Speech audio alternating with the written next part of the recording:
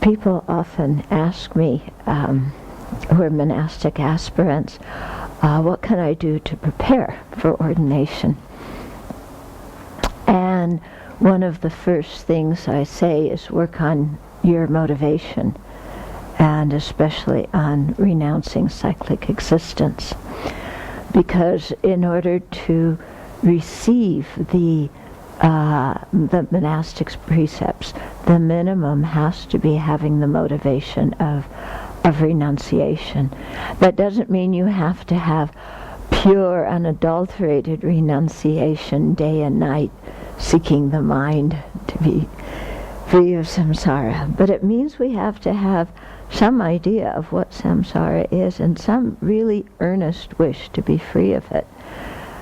Yeah, because if we don't really understand what samsara is, if we skip over the Four Noble Truths because it's not so nice to think about dukkha and its causes and, the 3 kinds of dukkha and the 6 kinds of dukkha and there's 8 kinds of dukkha, and you just think, oh, that just gets me too depressed, and it's, I want to hear about something nice.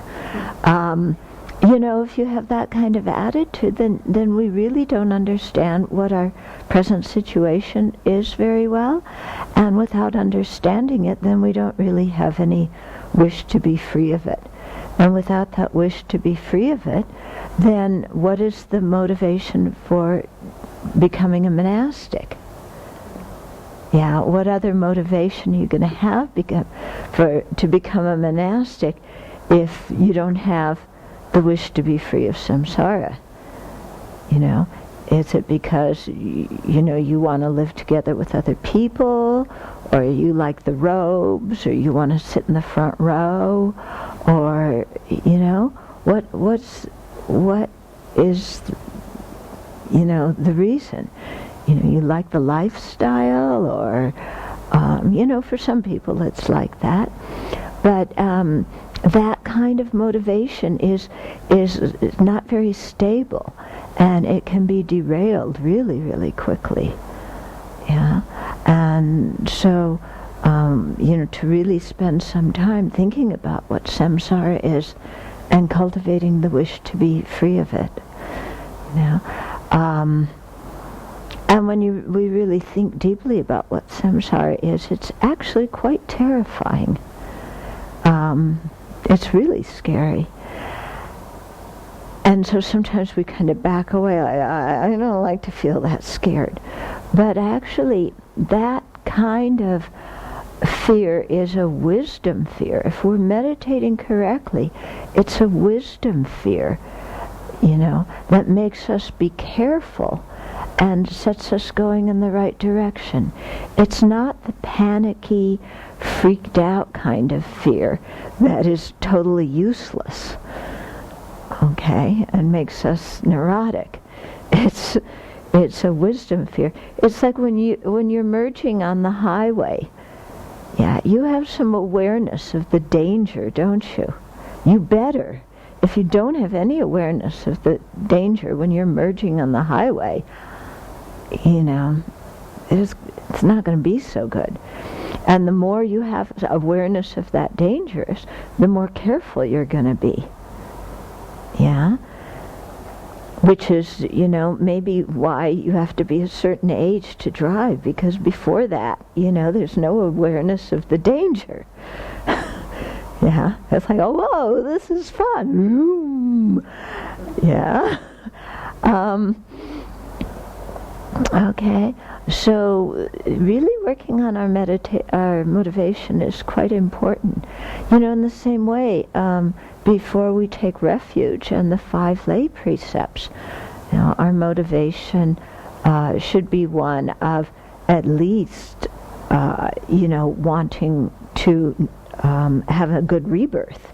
Yeah, if not renunciation, then at least wanting to have a good rebirth, and a motivation imbued with faith and confidence in the ability of the 3 jewels to lead us from that. Yeah, if we want to take the bodhisattva vows, we have to have a motivation of bodhicitta. If if we want to engage in tantric practice, we should have a bodhicitta motivation. Not just, tantra's the highest, and I really like to imagine things, woo, and it's the highest, fastest path, let's go. That kind of motivation isn't going to get you to a, full awakening. Okay, so really looking at our motivation and constantly cultivating it, and then even after you take the monastic precepts, to continue to cultivate that motivation. Yeah, so that you're able to actually fulfill the reason why you took the precepts. Okay? And of course, if we can have the bodhicitta motivation for becoming a monastic, it's even better. But at least, renunciation, the determination to be free. Okay, is that clear? Make some sense to people? Mm-hmm. Okay, so that's why, it kind of becoming a monastic isn't just some kind of trip, and it isn't, well, I should say this, in the Tibetan and Chinese traditions, to become a monastic, you really have to have the intention to keep the ordination your whole life. If something comes up and you're unable to do that, or your mind really, gets to the point where you can't, you can return it. In the Theravada tradition, especially in Thailand, they have a practice of temporary ordination. And I don't really know how they work that, because I would assume in the Vinaya it's the same motivation that's required to receive the precepts. Yeah, and yet this is kind of becoming a monk as a rite of passage for most young men in Thailand, and they ordain for 3 months, and that's their intention, and they may even be engaged to get married when they do their 3 months of being a monk. So, they've adapted things somehow in Thailand to do that, because they feel that it's, first of all, the people create a lot of merit being a monk for that long, and also it gives them some idea and consequently respect for the Sangha. And it helps them, when they return to lay life, because they have some training in ethical conduct. So that's how, what they say, why they allow that. But as far as I know, at least in the Dharmaguptaka and Mula Sravasti Vada Vinaya, that isn't permitted. But it's quite interesting. Each tradition has their own ways in which they've permitted different things. And they look at the other traditions and say, well, we're the ones who are keeping it strictly, and you're changing things. And that other tradition says, no, we're the ones who are keeping it strictly, and you're the ones who are changing things. So it's quite interesting, to look at that. And so, I just kind of accept it now, that this is the way it is, and let's learn from everybody. Yeah, it's a funny kind of thing, because generally, I think because Theravada Buddhism was the first one to really have more relationship with the West, then a lot of Westerners, the Theravada presentation is that they are the initial teachings of the Buddha with nothing altered, word for word, completely the same. And so many people in the West kind of took that view on. And now there's a lot of scholarship that is questioning that and saying, no, actually, it's different. And the Theravadas often, especially in Thailand, and Burma, they're very, we're the original ones. We're the ones who keep Vinaya purely. everybody else has degenerated it in some way or another. And I've been working on editing a Chinese translation of some Vinaya teachings. And it's so incredible. The Chinese master looks at the Theravada. Oh, those people don't really understand Vinaya so well, you know. There's they make exceptions about this, and they're not very strict about certain things. You know, and I find it quite humorous because the Theravadas, of course, are saying that about the Chinese and the Tibetans. So it's, you know, it's just the way sentient beings are. But, you know, so I don't think we should get locked into any kind of position regarding this, and just say, you know, this is the way it is, and different people have different ways of keeping Vinaya, and they all work for those individual people, and it's not for anybody to judge anybody else. Yeah. But I just found it so humorous. It's like, oh. Yeah. Okay. Shall we go on to do our different Vinayas here? Okay, so yesterday we did just as a bee feeding on flowers only extracts their nectar without spoiling their color or fragrance. So just touches everything lightly, what's necessary, but not overdoing it. So a bhikshu or bhikshuni entering a city or village is mindful only of his or her own behavior to see if it is correct, and does not interfere in others' affairs or inspect what they do or do not do. So kind of minding our own business. Yeah. Of course, you know, if there's a way to benefit somebody and we notice something going on, then out of, you know, care and concern, we can intervene and say something. But generally, we try and focus on mindfulness of our own actions and our own mind. Yeah. Yeah, I wish I could remember that quote about, look in the mirror, look at our own actions in a mirror, instead of looking at others' actions with a magnifying glass. Yeah, because that's what we often do with a magnifying. Oh, why is somebody doing this? Look what they did! Oh my goodness, you know, and complete unawareness of what's happening with us. So not like that. Okay. So do not lose control of the mind, and diligently study the sacred Dharma. Thus freed from anxiety and sorrow, concentrate the mind and enter into nirvana. So do not lose control of the mind. I wish I had the control to lose. You know? If I look now, there's not much control there to lose.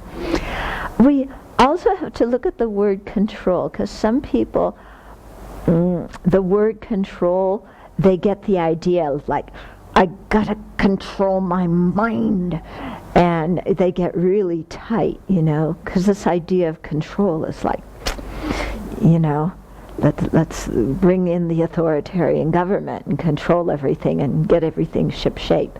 Okay? That kind of attitude in our practice, or that kind of attitude towards ourselves, doesn't work. We just get tight, we get fragile, we get depressed, we fall into the extreme of low self-esteem. You know, that kind of, that's not what's meant by controlling the mind, is becoming authoritarian and inflexible and criticizing and berating ourselves for every small thing we do. Okay? We have to, yes, you know, there's different ways you have to be with your mind at different times in your practice. Okay? Sometimes in your practice, you need to be very kind of compassionate with your mind, and it's like, oh yes, we know this is an issue, we know this is difficult, we know, you kind of talking to yourself in a way, we know, you're doing your best and step by step, and you're making slow, progress slowly, and this is good, and so some kind of self-acceptance and forgiveness of ourselves and patience with ourselves, okay?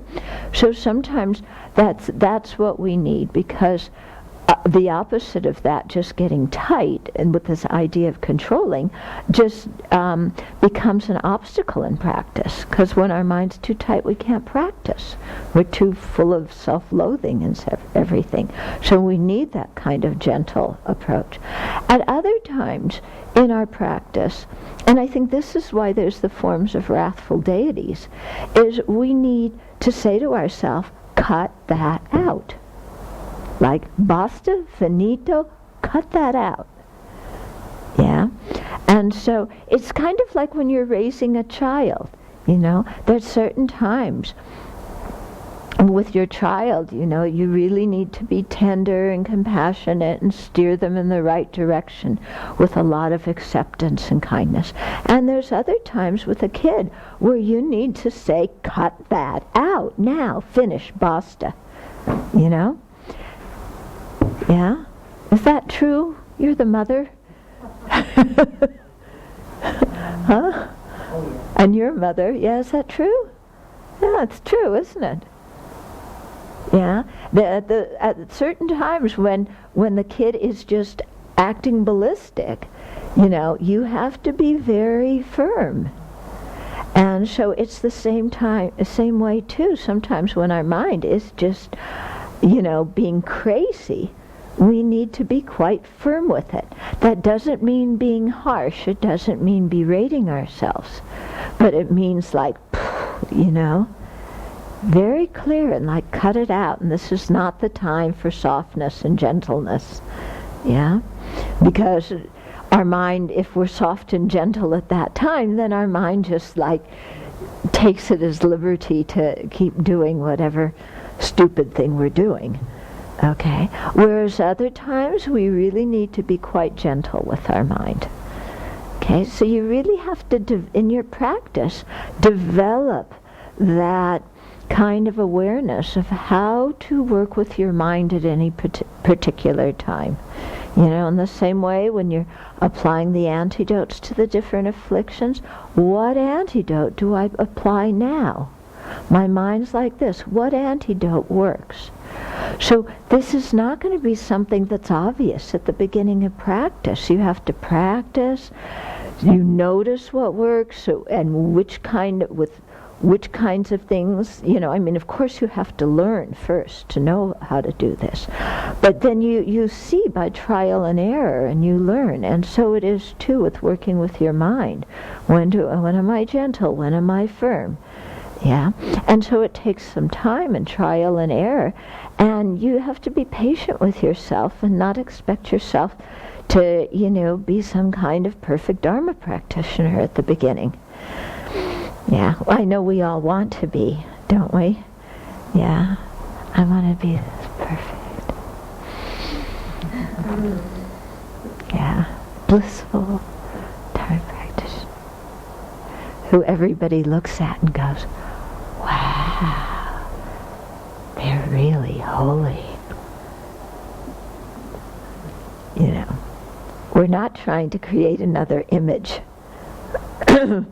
Yeah, we're not trying to be a square peg squeezing ourselves into a round hole, creating some kind of image while suppressing all the garbage. Okay, it's what I call putting chocolate frosting on garbage. Yeah, we're there to clean out the garbage. And then you put the chocolate frosting on chocolate cake. Okay? So, but we have to learn, and it doesn't happen right away. Okay, so don't lose control of the mind. In other words, don't let the afflictions run the show. Be able to know when your mind is being run by afflictions, and be able to know what affliction is present in the mind at a certain moment. Okay? And so that's, how do you do that?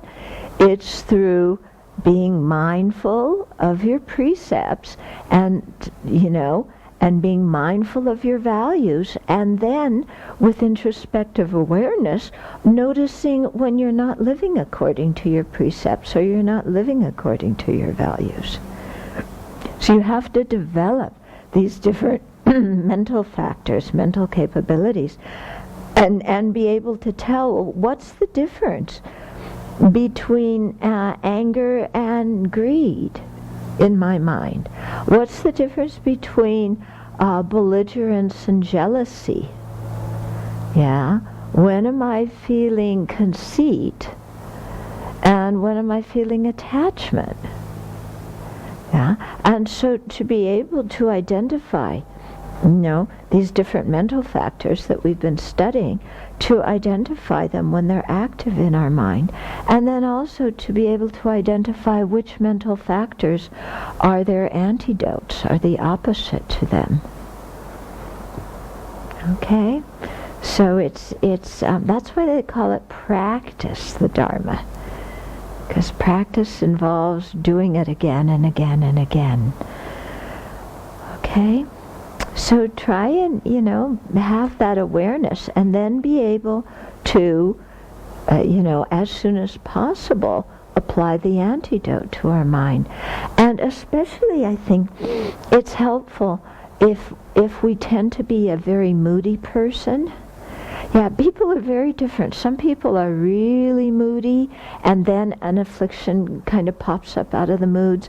Other people aren't so moody, but then, wow, an affliction comes like bang, So you have to see if you're a moody person, or maybe you're not a moody person, but sometimes you're moody, yeah, then to recognize, those moods, yeah, there's afflictions operating when I'm in a certain mood. And I think moods are like a low-grade affliction. I mean, they can be also you can have a virtuous mind that's, you're in a virtuous mood too. So it can go that way too. But it's in terms of the bad moods, there's a low-grade affliction functioning that we're not necessarily directly aware of, or maybe it doesn't have a solid object at that point. Like I know for myself, when I'm in a bad mood, I have what I call free-floating anger. There's anger just there under the surface. Oh, you know what I mean, huh? And it's just there, and just try saying good morning to me, and pow! It's like there's the bad mood, and I'm just looking for some little thing to get mad at. And I'll find it. Yeah, as soon as possible. And I'll find many of them. Yeah. But the problem, if you research, is that free-floating anger that's making the bad mood.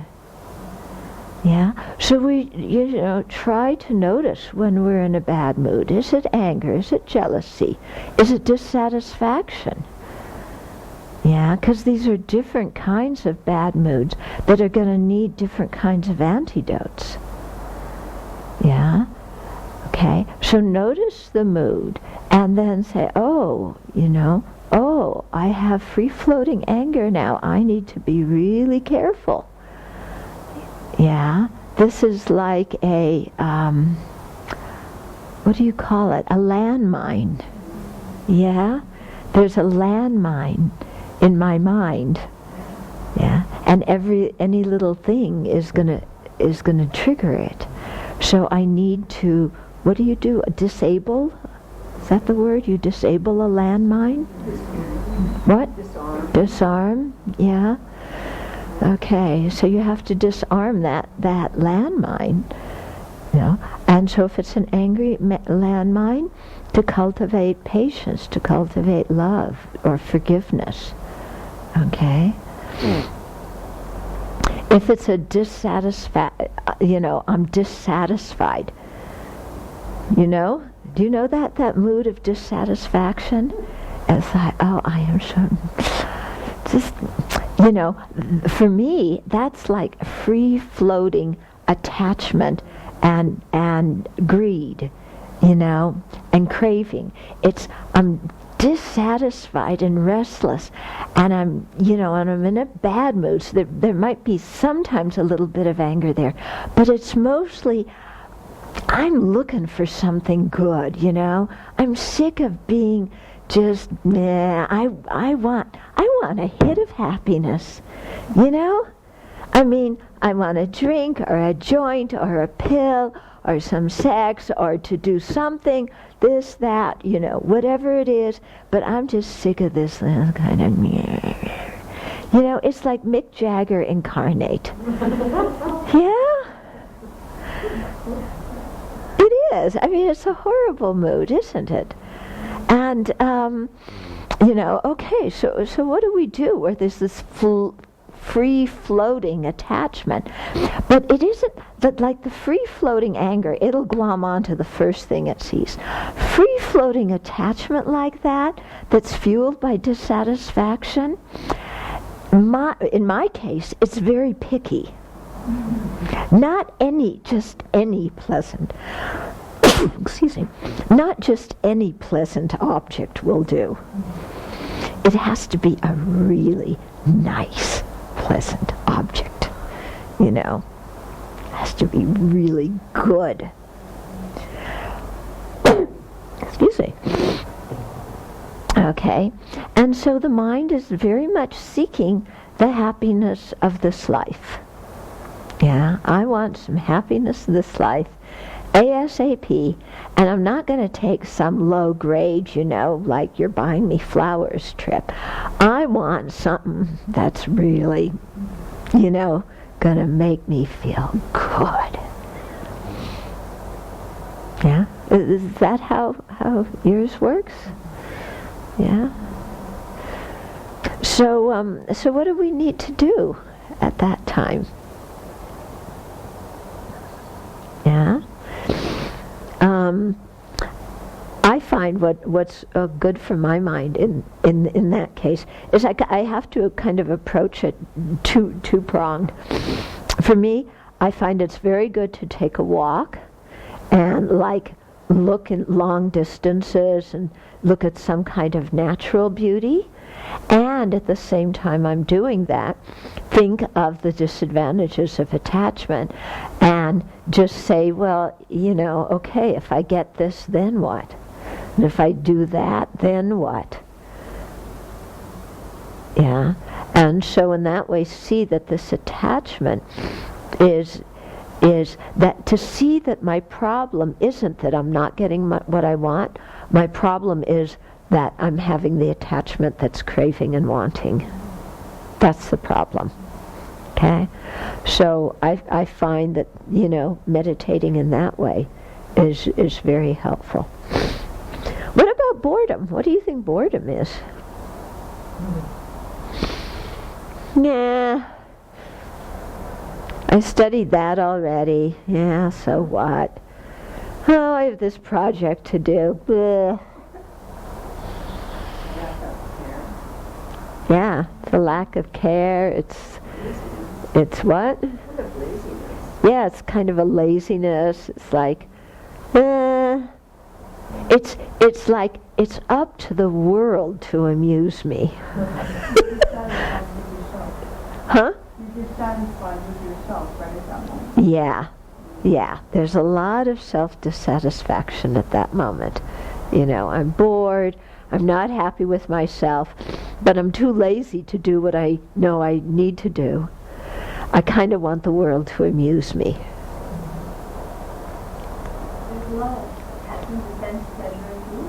Yeah.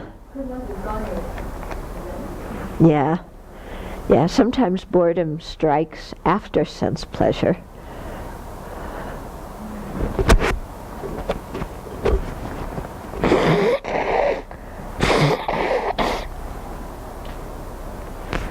I think that if the wisdom mind were in would really see the truth of that boredom is some level of mind that understands that it's not here.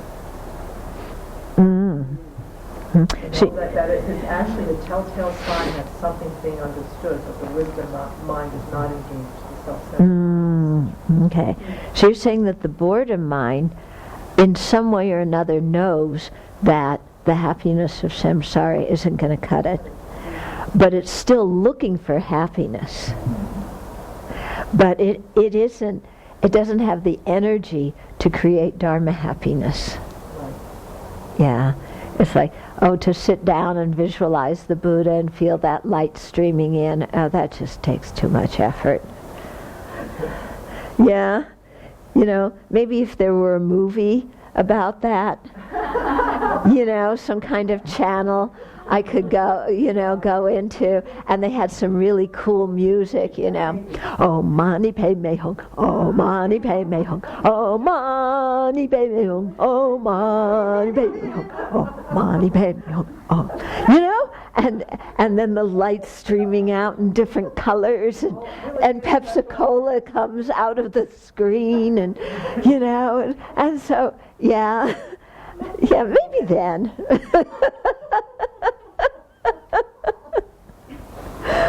Okay. So, but I think, after a while, once you really get into Dharma practice, you don't suffer so much from boredom, because every mood becomes something that you can study. So then your boredom itself becomes an object of interest. Like, I feel bored. What is really going on when I'm bored? What's happening in my body? What's happening in my mind? What am I really wanting? What am I saying to myself? What's going on here? And so you take some interest in your boredom, and then you're no longer bored. Yeah. Okay. So do not lose control of the mind, and diligently study the sacred Dharma. Okay, why diligently study the sacred Dharma? Why not just sit down and meditate? Yeah, you don't know what to meditate on. If you haven't studied, you don't know what to meditate on, and you don't know how to meditate. And so as a result, you wind up making up your own meditation and making up your own path. Or maybe you've heard just a little bit of teaching, so you try that little bit, but you do it wrong because you haven't heard enough teaching to know exactly how to do the meditation and what to do if there's certain difficulties, and what final mental state do you want to wind up with at the end of that meditation. So you need to study to know how to meditate. It isn't just closing your eyes. Yeah.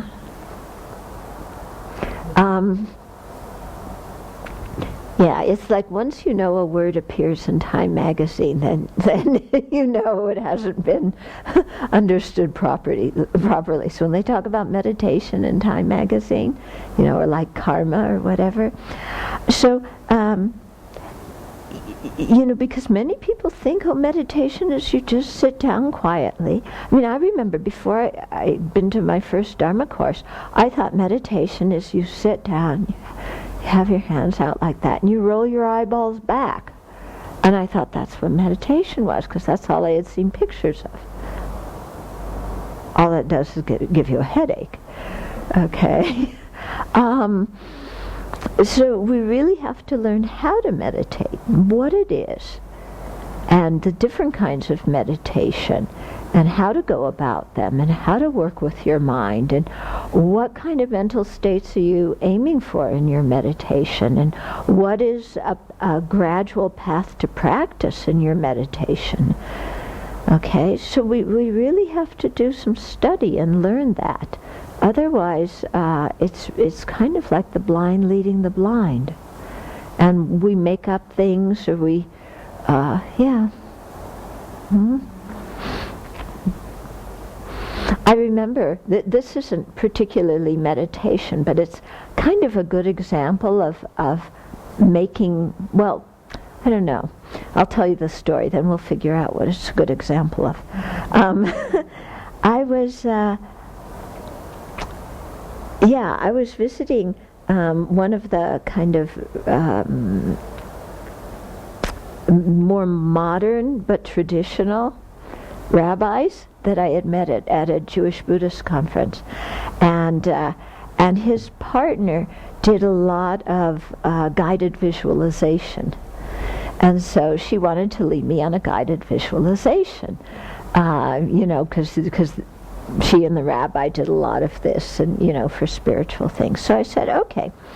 So I had been doing Buddhist kind of meditation for many years by that time, and so the way she did it is, you pick a scene, and then she gives you some suggested thing to visualize, and then you talk about that, and then from that, then she gives you another thing to visualize in that scene, so that you're gradually developing this whole scene. Okay? So somehow my scene, there I was on the beach, and what happened is, as she's guiding me through this, she was saying, like, are the waves coming in or are they going out? So I just said, okay, they're coming in. And then she said, okay, then you just imagine that you're lying there and all the water from the waves are coming up and like through your feet and into your body, and then subsiding and coming up, into you and cleansing you and everything like that.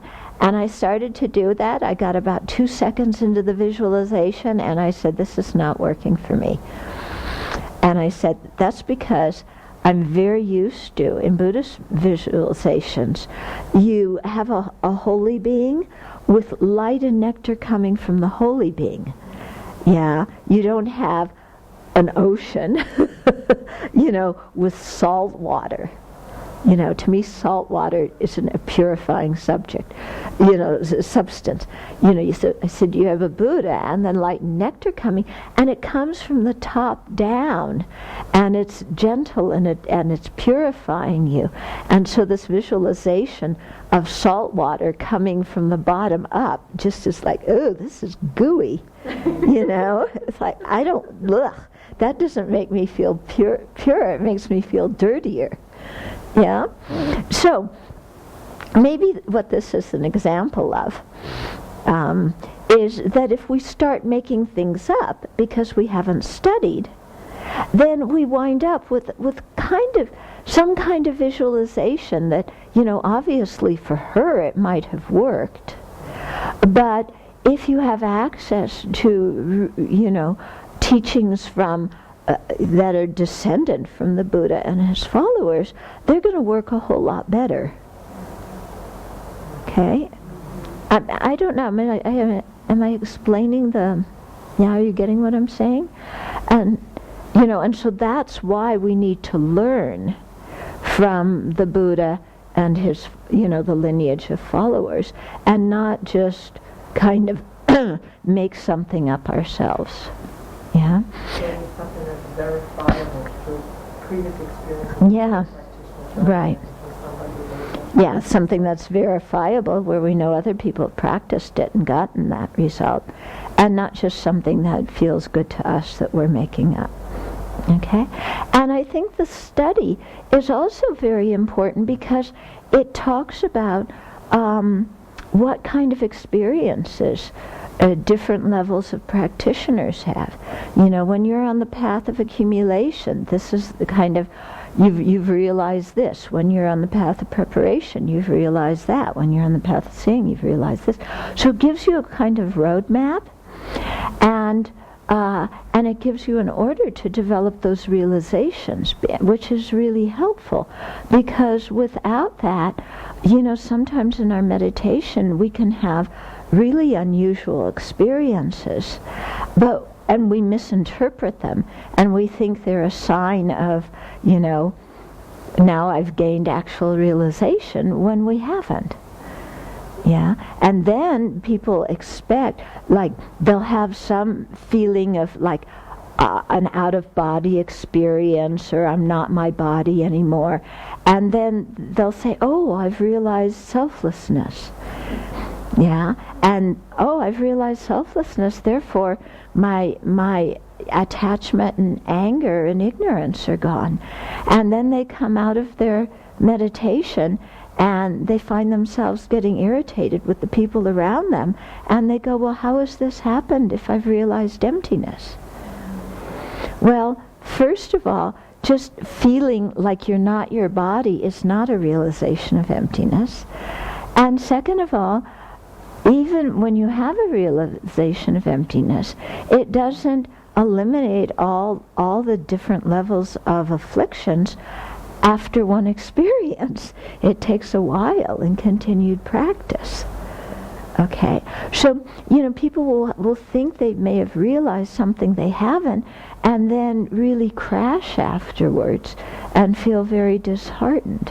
Whereas if you've kind of studied and, you have some better ability to evaluate your experiences, and you also know how tricky the mind can be, and so you know that it's good to consult with your teacher and kind of share your experience and see, what's going on here. Otherwise, who knows what we make up. Okay? So, so diligently study the sacred Dharma. So the Buddha set things out in a sequence of hearing and learning, then thinking, reflecting, contemplating, and then the third is meditating. So there's this process of you hear a teaching, then you reflect on it, and you discuss it, and you see, try and refine your understanding so you have a correct intellectual understanding. Then you really meditate on it and integrate it with your being, and develop samadhi on that kind of object.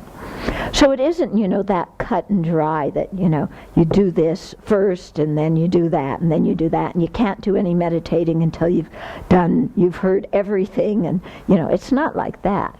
But, just to know, oh, I've got to hear teachings, and then, before I can go meditate on them deeply, I really have to spend some time thinking about them and making sure I understand them. Yeah, because otherwise, like we go to one teaching, the emptiness of inherent existence, and emptiness. Oh, that means there's nothing there. It means let's just clear away all thoughts from my mind and have an empty mind, and that's it. And so I'll go meditate like that. And you clear your mind of all thoughts, and that's not the realization of emptiness. Okay, but we were mistaken because we haven't really fully unpacked a teaching to know what the different words actually mean.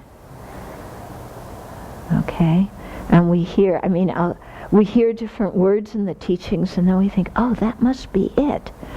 Like, I remember when I was first hearing the Dharma, I remember Rinpoche mentioning, the extremely subtle mind.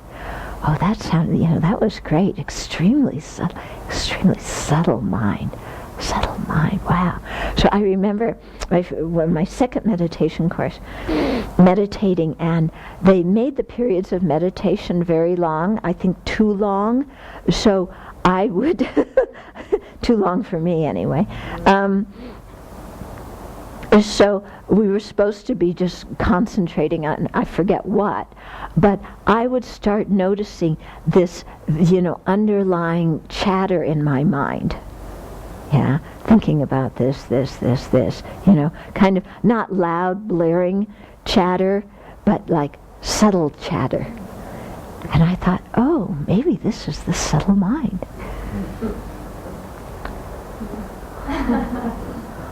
How wrong I was, But it's just that example that if we don't learn, then it's it's easy to make mistakes, misinterpret things. Okay, So, do not lose control of the mind and diligently study the sacred Dharma. Thus freed from anxiety and sorrow. Anxiety and sorrow. Okay. Often they talk about hopes and fears, and I'm thinking, but they talk about eliminating hopes and fears, but eliminating hope, that you have to understand properly, because when they talk about eliminating hopes, it means hopes for samsaric pleasure. It doesn't mean hope for goodness in the world. It doesn't mean hope for the Dharma to grow. It doesn't mean hope for people to recover for illness. It doesn't mean giving up that kind of hope. It means, hope for the pleasures of samsara. So, So fear of, because when they talk of hope and fear, it's all hope and fear based on self-centeredness. I'm afraid this is going to happen to me. I want that to happen to me.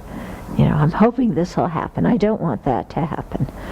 Okay? So those kinds of hopes and fears. So in some way, anxiety and sorrow is a little bit, Again, but, it's hard to say. Like there's different kinds of sorrow, aren't they? Just like there's different kinds of hope, there's different kinds of sorrow.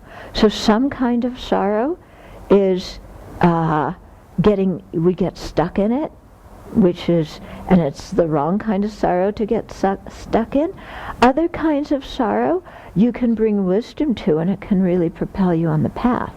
Like when you're meditating on the defects of cyclic existence, you can have a feeling of sorrow for the plight of sentient beings, and that feeling of sorrow for sentient beings can, propel you towards compassion. But a more selfish sorrow is, oh, this is going wrong and that's going wrong, and I just feel so sad. This world is so corrupt. I'm so sad, and all the time, okay? So that kind of sorrow, when it's talking about being freed of sorrow, means that kind of sorrow. Like the state of nirvana is called the state beyond sorrow. Okay? So it means that kind of sorrow of just the heaviness of the suffering, and the heaviness of the dukkha in cyclic existence. So we want to go beyond that kind of sorrow. And we also want to go beyond the self-centered sorrow. And then to go beyond anxiety, thus freed from anxiety. I think anxiety might be a better word. Instead of hopes and fears, that kind of hope that they say to abandon, anxiety. Because what is anxiety? It's wanting something but worrying about not getting it. Or not wanting something and worrying about that thing happening. Okay? So anxiety has a certain texture to it. Can you identify anxiety in your mind? Yeah, it took me a while actually to learn to identify anxiety. I never thought of myself as an anxious person until one time, we were working on the building, and I think it was you who said to me, what can we do to eliminate your anxiety about that? And my first reaction was, I'm not anxious. And then it was like, she's right. This is anxiety. Oh, I didn't know I had anxiety. Yes. Yeah. So, but if you look at anxiety, it's this thing that is kind of afraid and wanting, but afraid of not getting, and not wanting something bad to happen, and afraid it's going to happen, and so the mind is totally stuck. It's like being stuck in the bad kind of sorrow. Yeah. Whereas another kind of sorrow can, bring something good. But anyway, we want to be freed from anxiety and sorrow. It's interesting that anxiety isn't one of the mental factors that's listed. Okay. Well, if you were to look, those of you who've studied the mental factors, what mental factors do you think are at work when you feel anxious? Attachment for sure. Okay, attachment is at work. Yeah.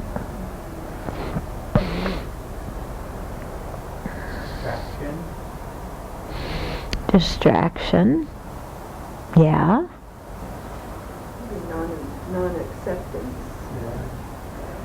Mm-hmm. I have this idea in my mind, and it doesn't accord with what actually is going on. Mm-hmm. So it sets up that. Okay, so some kind of ignorance or confusion. Yeah. Yeah, definitely, yeah. There's a lack of faith, isn't there? Yeah. There's a lack of conscientiousness.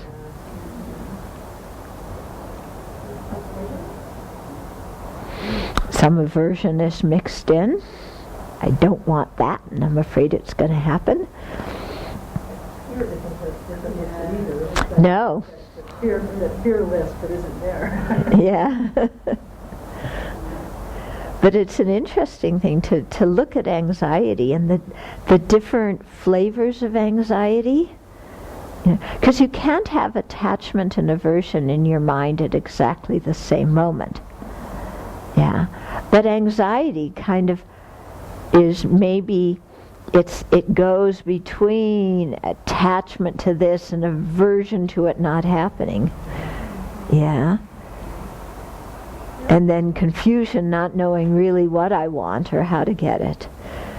And so maybe anxiety is some kind of changing mind that isn't one steady mental factor, but a whole bunch of different mental factors.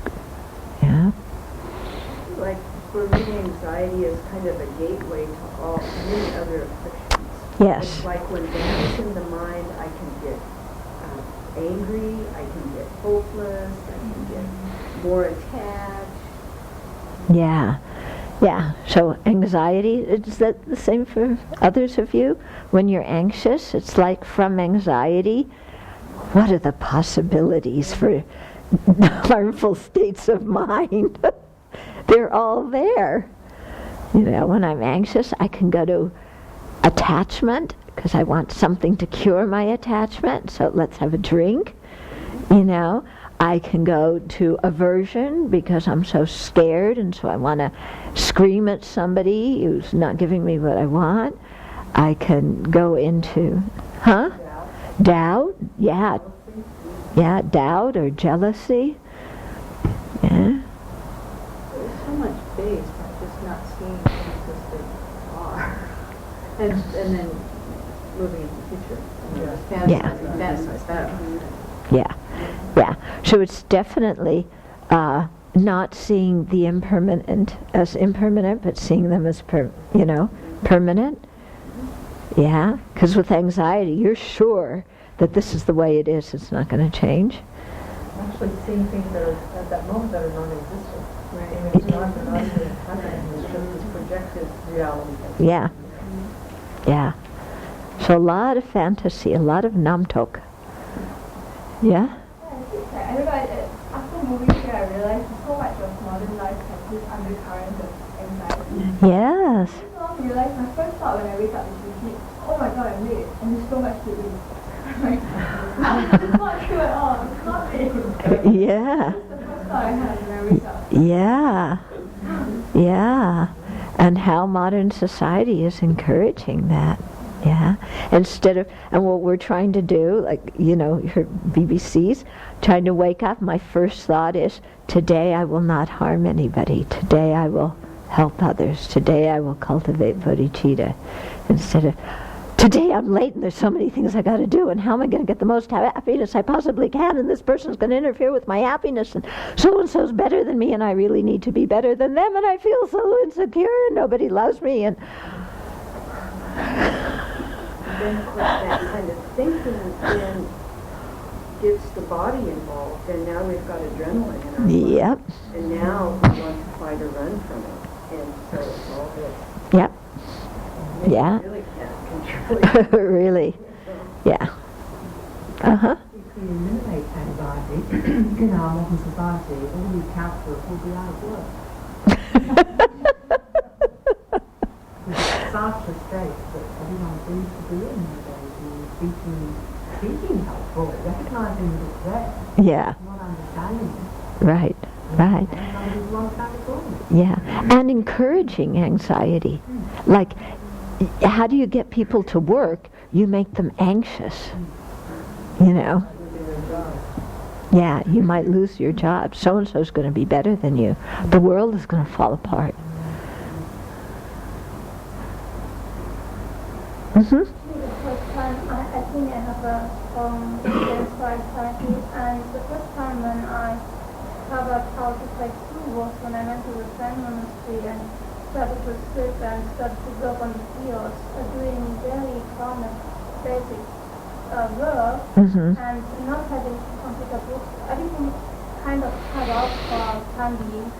And I developed over these months a strong sense of calmness and clarity. It was incredible. From another experience before.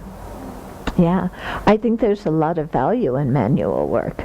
Yes. Yeah, especially when your mind's just like zooming around, then to have to focus on what you're doing with your body. Yeah, but generally also too many activities like also we didn't talk that much and so having Yeah. Yeah. Very calming, huh? Yeah. And nobody's saying, okay, you know, do that faster, come on, come on. The actual flex day that we had, Uh-huh. I got more trouble mentally during the flex day than I do when I'm working hard, because my mind has more time to like, okay, getting into all these kinds of anxious feelings and fear, and like, I gotta deal with myself. It's like, it's very hard. It's harder than if I actually work. It's horrible. After I was like, why do we have flex day? I want the schedule. I like the schedule. Safer, that's for It was horrible, scary. Yeah. Yeah, and it's interesting because I'm the opposite, you know, in that if I don't have some time to actually not have structure and be quiet, and my anxiety increases, and I noticed with the flex day initially it was a bit strange having all that time and I could feel myself being jumbled, but as soon as I made myself just sit and be quiet for a while, then everything kind of calmed down and there was space. So for me, I actually find when I'm rushing and there's a lot to it, I'm a naturally anxious person anyway. I don't think it's specific anxiety, it's generalized. You know, it's generalized. But I think with a little bit, when there's a lot of rushing and you literally, you know, sort of watching the time a lot and rushing like that tends to make mine go up. And I sit with it a lot, but I think for me, I just find that there has to be a little bit of space to breathe, and then I can kind of look at it. Yeah. Yeah. Okay. So, where were we? Thus, freed from anxiety and sorrow, concentrate the mind and enter into nirvana. Okay. So, thus freeing our mind from anxiety and sorrow by developing the wisdom that realizes emptiness. Yeah. Based on having renounced samsara and not seeing anything attractive and desirable in it. Yeah, and so then being able to concentrate the mind and focus it on the nature of reality, the emptiness of inherent existence, and to do that again and again and again and again without being anxious of, oh my God, you know, I've got to realize emptiness quicker, this is really bad, you know, I'm in samsara and I got to get out as fast as possible, my hair's on fire, and you know, where's this realization of emptiness? I need it now. You know, I paid to go to this course and they aren't delivering the goods. Okay. But to be able to actually concentrate the mind And then through, developing that wisdom of emptiness, entering into nirvana. Okay? So, keeping ethical conduct is a prelude to concentrating the mind. Now, if we don't have good ethical conduct, then when we try and develop shamatha, there's a lot of distraction in the mind. And there's a lot of regret and remorse.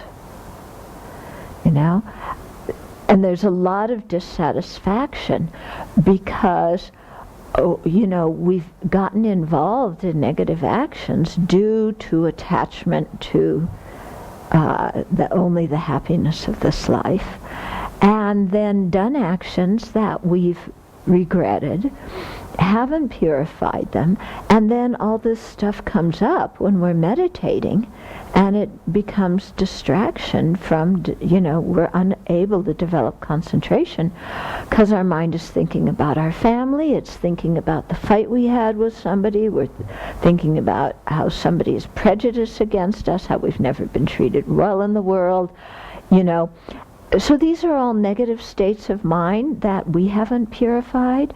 We get distracted by, well, I said these bad words to people and I feel really bad about it, but on the other hand, they deserved it. What was I going to do? Let them step all over me? And so if we don't keep good ethical conduct, then there's this regret and confusion in our minds when we sit to meditate. And that prevents concentration, okay?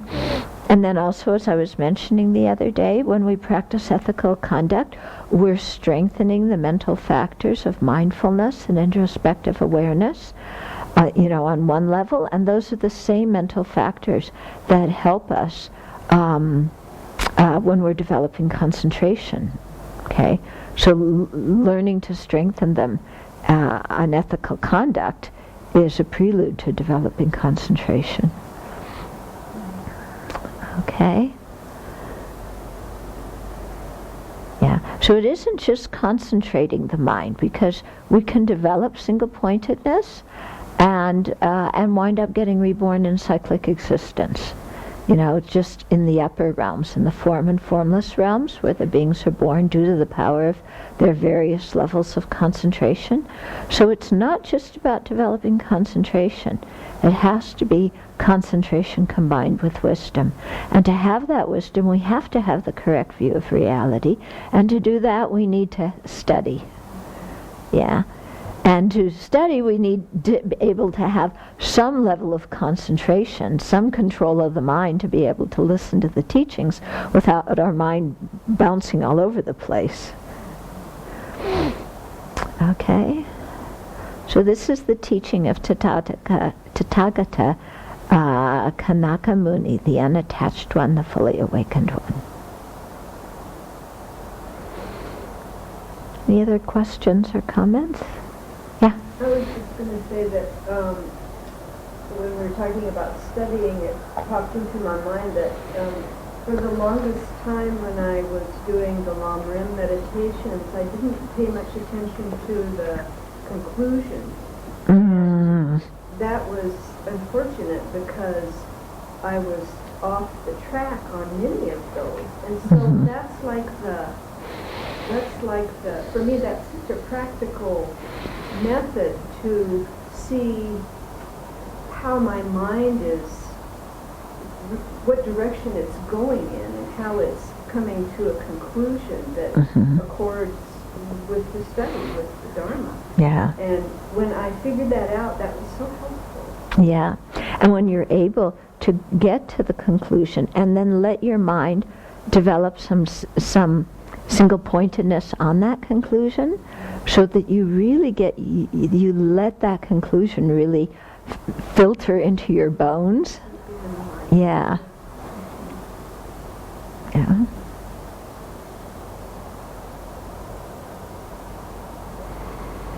Anything else? Yeah. I really want to be free of cyclic existence when I'm suffering, and I'm not too sure when I'm not. So you said today about the beautiful sky, which I noticed this morning. and a nice, you know, nutritious breakfast, and right today my mind's kind of happy and clear, and so I'm like cruising, and it's like, not bad, you know? Yeah. But it's only when I'm just downright miserable that my commitment for renunciation is so strong. Mhm. How to go through that and realize that this is not happiness, that this is a fleeting experience. I'm still hooked into the beauties of this life. Yeah. It's so Yeah. Uh-huh. I don't remember when you were reading this, but that thing that in Venerable Julian's book about how when you've been ordained for a couple of years, the Buddha's right in front of you, and then after 5 or so years, the Buddha's above your head, and then after that, the Buddha's like Way out in space, yeah. nowhere. I've really been thinking about that, and I wonder if that comes from losing the intensity of that initial motivation. Yeah. You know, so that kind of the Yeah. antidote. Because I'm also remembering that advice to meditate on the Four Noble Truths. I was really on it for a long time, and that's not my topic so much anymore. Yeah. And I can see how that will Right. keep the Buddha in front of you if that's the intensity of Right. practice. Right. Yeah. Yeah. Because that often happens when you've been ordained for a while. You just kind of, well, yeah, okay, I understand that. That's fine. I'm at a certain level of that. That's good. And then let's, you know, meditate about this or that, and you lose that intensity. Yeah. Or another thing is, you at the beginning you really feel like, oh, I'm going to change so quickly. You know, finally I'm getting ordained. I'm really going to change quickly now. And then, you know, you're ordained a year or two, and it's like, you know, this is hard work. My mind. I'm worse than I ever was. Yeah, right. I'm worse than I ever was. What happened to me? I have so much anger in my mind. I have so much craving in my mind. You know, what happened? Oh, you can tell how long people who've been ordained, they're the ones who are laughing. Yeah. But you know, the part that I did understand this morning when I was looking at the sky and looking at my mind and stuff, and said, you know, so, okay, the experience you're having right now is for the happiness of this life. So you're going to really see the clear-headed moments that you have, you know, and the kindness of others because you got fed a nice breakfast and that you have this beautiful environment. Then determination, use it in a way that is going to fulfill your deepest aspirations rather than sitting here in some comatose you know, okay, I'm happy now. Yeah. So I got to see the difference between the happiness of this life and using these moments of clarity to propel myself to really Right. Yeah. And that involves looking beyond the superficial appearance. Because the superficial appearance is, oh, this is really nice. But you look beyond it, and there's many ways to look beyond it. One way, like you were saying, is, oh, but there's the kindness of sentient beings that are lying behind this. You know, I don't have this experience all on my own. It's due to the labors and efforts of sentient beings.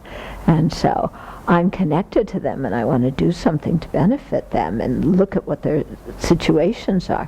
So that's looking beyond the superficial appearance, yeah? Or to look beyond it and say, oh, you know, everything's disintegrating moment by moment. It doesn't endure in the next moment. So the situation is one that is its whole entire nature is fleeting.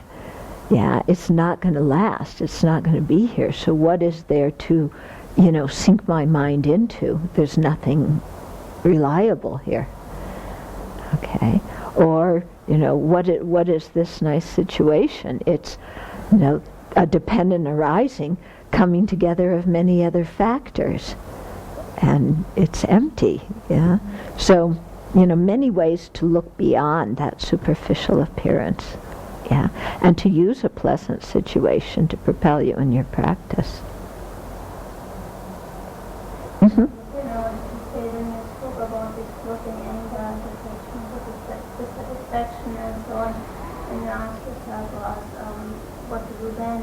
I was thinking, for me, I experiencing it more and more, but I think about benefiting others.